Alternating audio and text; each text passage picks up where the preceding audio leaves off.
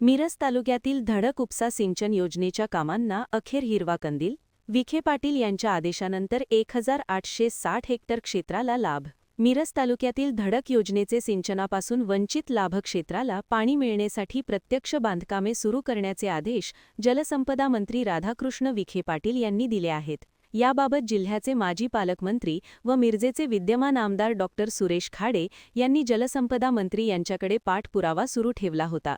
मिरज तालुक्यातील म्हैसाळ उपसा सिंचन योजनेच्या लाभक्षेत्रालगत धडक उपसा सिंचन योजनेमध्ये मिरज विधानसभा मतदारसंघातील म्हैसाळ, नरवाड, बेडग, वाकडी, बोलवाड, टाकळी व मालगाव या 7 गावांचा समावेश आहे. या भागातील साखर कारखान्याचा धडक योजनेत समावेश होता, परंतु साखर कारखाना बंद झाल्याने योजना बंद झाली.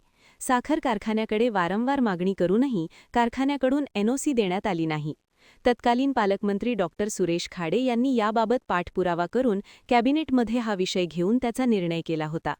जलसंपदा विभागाने सर्वे करून अंदाजपत्रक करून टेंडर काढले होते, मात्र प्रत्यक्ष बांधकामे सुरू झाली नव्हती.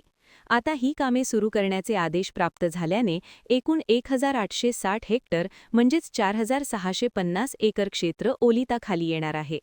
नुकत्याच मुंबई येथे जलसंपदा मंत्री राधाकृष्ण विखे पाटील यांच्यासोबत झालेल्या बैठकीत आमदार डॉक्टर सुरेश खाडे यांच्या या मागणीस यश आले असून मंत्री विखे पाटील यांनी वंचित लाभक्षेत्रला पाणी मिळण्यासाठी प्रत्यक्ष बांधकामे सुरू करण्याचे आदेश दिले आहेत.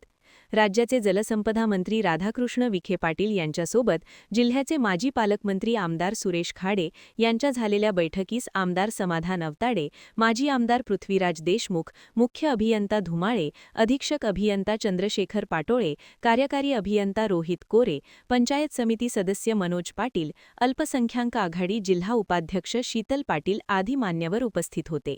महान कार्य न्यूजसाठी आदी माने, मिरज.